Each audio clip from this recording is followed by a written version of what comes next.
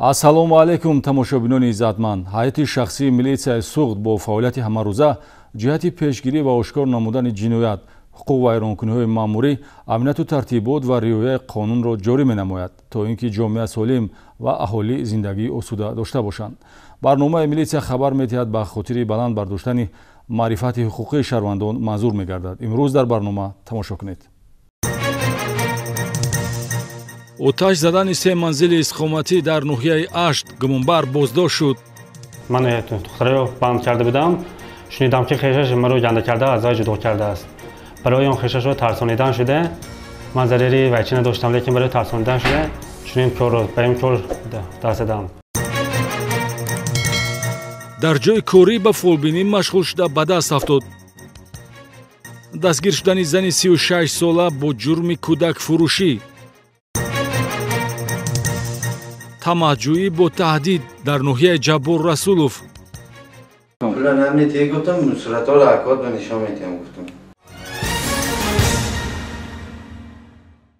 ин ва дигар хабару гузоришҳо аз фаъолияти милитсияи суғд дар нашри имрӯзаи барномаи милитсия хабар медиҳад инъикос хоҳад ёфт.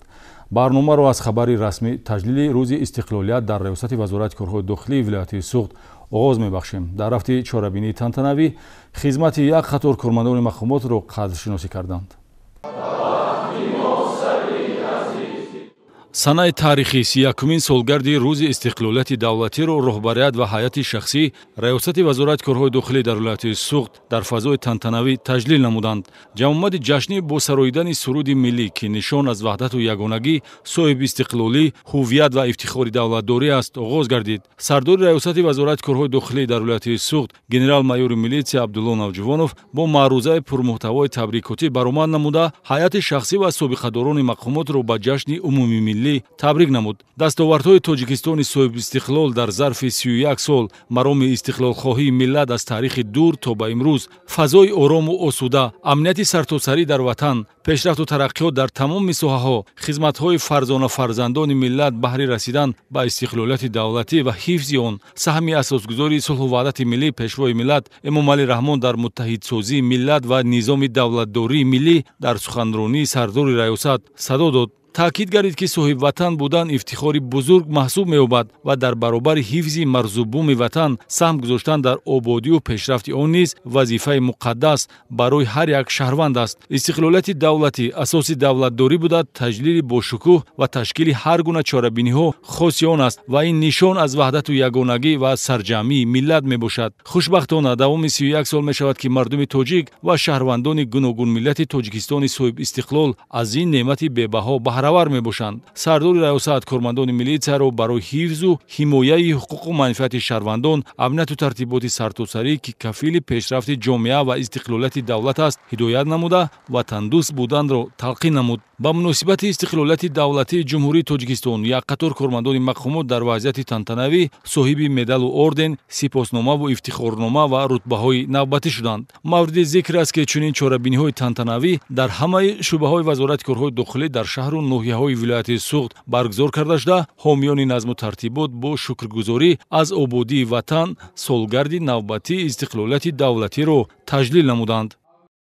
дар ҳудуди бинои маъмурии факултети рақами 4 академияи вазорати корҳои дохилӣ воқеъ дар шаҳри Хуҷанд бинои нав бо тарҳи замонавӣ қомат хоҳад афрохт. дар макони сохташавандаи иншоот маросими гузоштани санги асос бо иштироки раиси вилояти суғд Раҷаббой Аҳмадзода, муовини вазири корҳои дохилӣ генерал-майёри милитсия Раҳмонзода Саиднақш, сардори раёсати вазорати корҳои дохилӣ дар вилояти суғд генерал-майёри милитсия Абдулло Навҷувонов, сардори академияи вазорати корҳои дохилӣ генерал-майёри милитсия Файзалӣ Шарифзода ва ҳайати омӯзгорону курсантони муассисаи олии таълимӣ баргузор гашт. иттилоъ дода шуд ки фармоишгари лоиҳа идораи сохтмони асосии вилояти суғд буда бинои маъмурии сохташаванда бо масоҳати умумӣ 4300 метри мураббаъ аз таҳхона ва 6 ошёна иборат ва дар он тамоми инфраструктури зарурӣ ба нақша гирифта шудааст. аз ҷумла бинои таълимӣ аз 17 синфхонаи фанниву таълимӣ, толори маҷлис бо 500 ҷойи нишаст, ҳуҷраҳои кории муаллимон, ошхона бо ғунҷоиши 220 нафар дар як вақт ва хобгоҳ барои барои 200 нафар иборат хоҳад буд. ҳамчунин дар саҳнин бино бунёди майдони сафороӣ,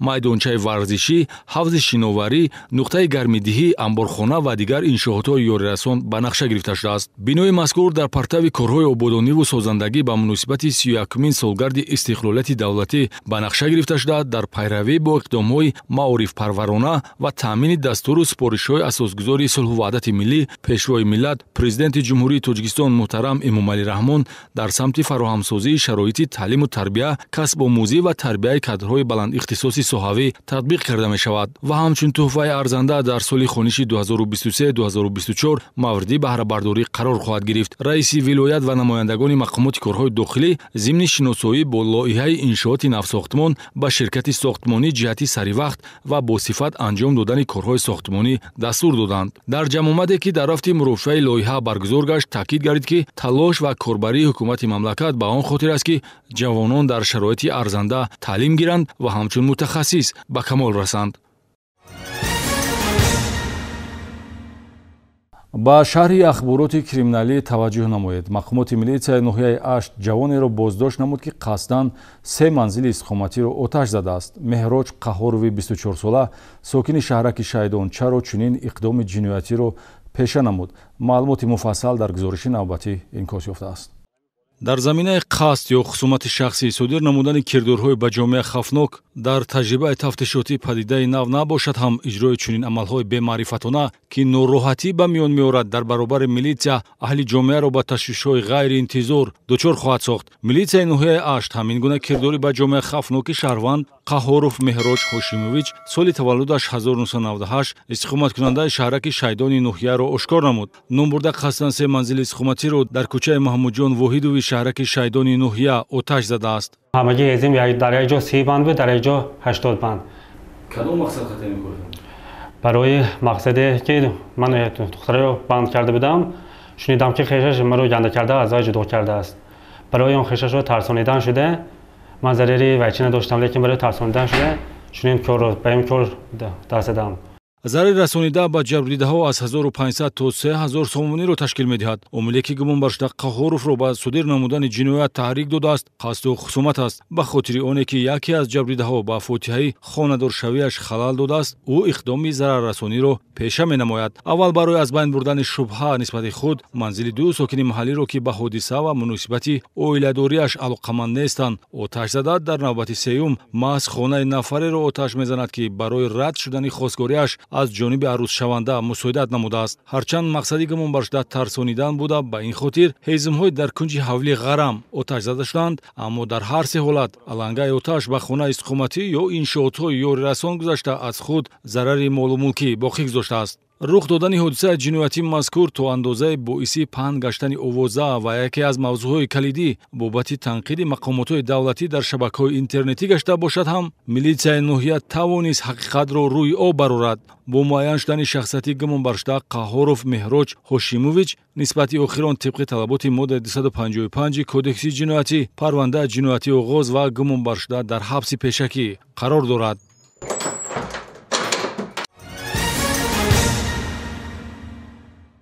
дар ноҳияи Ҷабор Расулов ҷавонзани 30 сола таҳти фишор ва асорати тамаҷҷӯии ҷавоне қарор гирифта бо мусоидати милитсияи ноҳия наҷот ёфт. зеро милитсия ҷавони тамаккор Ғайрат Рӯзимоновро, ки аз ҷабрида 50 000 сомонӣ талаб карда буд, боздошт намуд. кормандони шӯъбаи вазорати корҳои дохилӣ дар ноҳияи Ҷабор Расулов аризаи ҷавонзани 30 сола сокини ҷамоати деҳоти ғулакандози ноҳияро қабул намуда, тамаҷҷӯиеро ошкор намуданд, ки агар пеши роҳи нафари тамаккор Шаҳрванд Рӯзимонов Ғайраҷон Ғайбуллоевич соли таваллудаш 1988 истиқоматкунандаи ҷамоати деҳоти Гулхона гирифта намешуд, ба шаъну шараф ва обрӯву нуфузи муроҷиаткунанда доғ меовард. гумон баршуда Ғайраҷон Рӯзимонов баъди шиносоӣ ва муносибати дӯстӣ бо ҷавонзан ва ба даст овардани аксу маълумот дар бораи ҳаёти шахсӣ аввал ҷабридаро ба муносибатҳои маҳрамона моил намудааст. дар идома вақте ки ҷавонзан таклифу пешниҳоди ҳамхобагиро рад менамояд, бо таҳдиди оне ки акс ва маълумот дар хусуси муносибат доштанашонро ба пайвандонаш хабар медиҳад ё дар шабакаҳои интернетӣ паҳн намуда, ӯро беобрӯ мекунад, маблағи пулӣ 50 000 сомонӣ талаб кардааст. Суратҳоро акод ба нишон метиҳам гуфтам. Кадом суратҳоро? Ҳар خیلی صورت اینجا بسیاره اکش هم هست گودکش هم هست خون آیلش هست صورتش шикояти ҷавонзанд ба милитсияи ноҳияи Ҷабор Расулов асос барои коркартҳои оперативӣ нисбати Рӯзимонов шудааст. Хабар медиҳад тафтишоти пешакӣ гумон шудааст санаи 16 август тахминан соати 22 дар ҳудуди ҷамоати деҳоти Гулхона баъди гирифтани 10,000 сомонӣ дастгир шудааст ва ин охирин вохӯрӣ бо нафаре буд ки дар оянда ҳамчун ҳамён Ғайраҷон Рӯзимонов мақсад дошт истифода барад. Бо оғоз гардидани парвандаи ҷиноятӣ тибқи талаботи моддаи 250 кодекси ҷиноятӣ нисбати гумонбаршуда чораи пешгирӣ дар намуди ҳабс татбиқ шудааст. мавзӯи дигар, милитсияи ноҳияи Ашт аз боздошти зани 36 сола бо ҷурми кӯдакфурӯшӣ хабар медиҳад. ин модари фарзандбезор бар ивази 20,000 сомонӣ омода буд духтарчаи 2 моҳаи худро фурӯшад. дар рафти гузаронидани чорабиниҳои оперативӣ кормандони шӯъбаи вазорати корҳои дохилӣ дар ноҳияи Ашт далели фарзандфурӯшии ҷавонзани 36 сола истиқоматкунандаи шаҳраки Шайдони ноҳияро ошкор намуданд. Бо гирифтани ахбороти оперативӣ оиди майли фурӯши духтарчаи 2 моҳа бар ивази 20,000 сомонӣ милитсия бо ташкили харидори сунъӣ хурдсолро аз иқдоми нороҳаткунандаи модар ки метавонист ба тақдири минбаъдаи кӯдак ва ҳаёту саломатии ӯ таъсир гузорад пешгирӣ намуд. мақсади гумонбаршуда ба даст овардани маблағи пулӣ аст ва бо ҳамин хотир хурдсолро бо ҳуҷҷати тасдиқкунандаи шахсият шаҳодатномаи таваллуд бар ивази 20,000 сомонӣ ба фурӯш бароварда як қисми маблағ 7,000 сомониро гирифта мебоист пас аз фарзандашро ба номи харидор гузаронидан боқимонда 13,000 сомониро гирад. дар ҳолати идорашавандаи оперативӣ ҳаракатҳои ҷиноятии гумонбаршуда зери назорат қарор гирифта бо ошкор шудани кирдори ҷиноятӣ ва тасдиқи он нисбаташ тибқи талаботи моддаи 167 кодекси ҷиноятӣ парвандаи ҷиноятӣ оғоз гардид. нозирони минтақавии милитсия дар шаҳри Хуҷанд як ҳолати машғул шудан ба сеҳру ҷодугариро ошкор намуда нисбати ҳуқуқвайронкунанда ки зан мебошад протоколи ҳуқуқвайронкунӣ маъмурӣ тартиб доданд. амали ғайриқонуниро нишон дода шаҳрвандонро огоҳ менамоем ки истифода аз хизматрасонии фолбинҳо шахсро ба гумроҳӣ мебарад.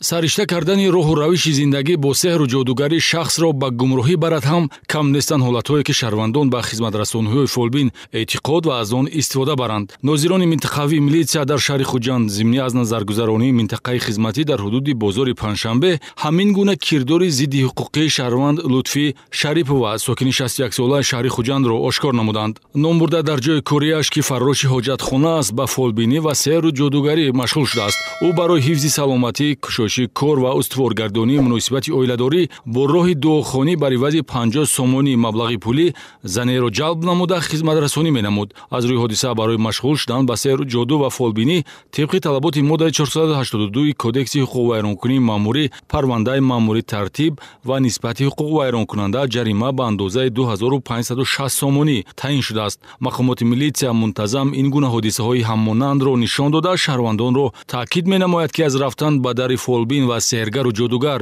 ирода ноустувор ва чунин эътиқоду боварӣ шахсро ба гумроҳӣ мебарад.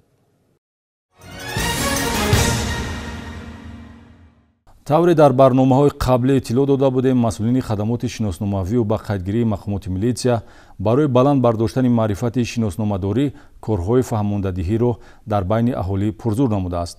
аз коргузории хадамотҳои шиносномавию ба қайдгирӣ шӯъбаҳои вазорати корҳои дохилӣ дар шаҳри Конибодом ва ноҳияи Деваштиҷ маълумот гиред.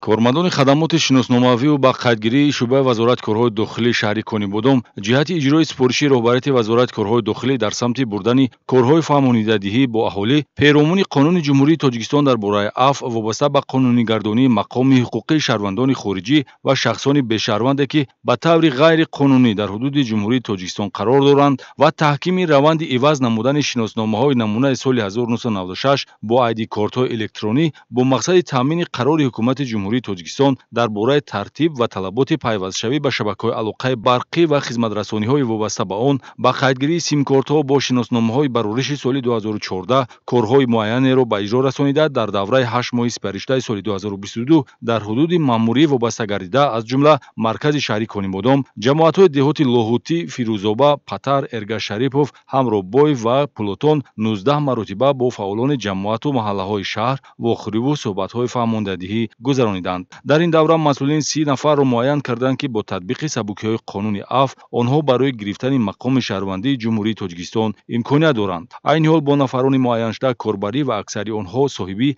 ҳуҷҷати ибтидоии шаҳрвандӣ гувоҳномаи иқомат шуданд. тадбири дигаре ки дар хадамоти шиносномавию бақайдгирии шӯъбаи вазорати корҳои дохилии шаҳри Конибодом барои таъмини қонуну қарорҳои соҳавӣ истифода мешавад. ин ба ҳар як муроҷиаткунанда фаҳмонидани талаботи санадҳои ҳуқуқӣ ва додани дастур ҷиҳати дар байни ёру дӯстон ва хешовандон бурдани корҳои фаҳмондадиҳӣ аст. ҳамчунин насби намунаи қонуну қарори мазкур дар идораҳои ба хизматрасонии аҳолии сарукордошта низ дар самти баланд бардоштани маърифати шиносномадории шаҳрвандон мусоидат намудааст. дар давраи 8 моҳи соли 2022 масъулини хадамоти шиносномавию бақайдгирии шаҳри Конибодом муроҷиати 9693 нафарро барои гирифтани шиноснома қабул намуданд ки аз ин 7083 адад иваз намудани шиноснома мебошад.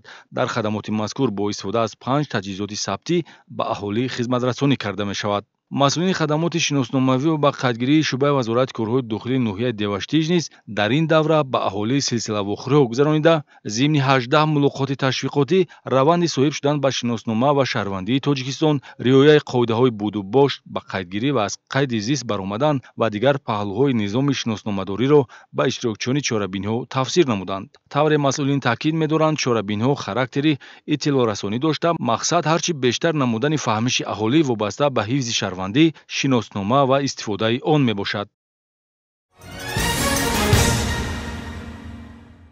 ба таваҷҷӯҳатон ташаккур. ин буд муҳтавои барномаи имрӯза. мо таҳиягарони барнома итминони комил дорем ки аз тамошои барномаи милитсия хабар медиҳад ва дидани хатои дигарон роҳу рамӯзи зиндагиро тибқи меъёрҳои қонун бандубаст хоҳед кард.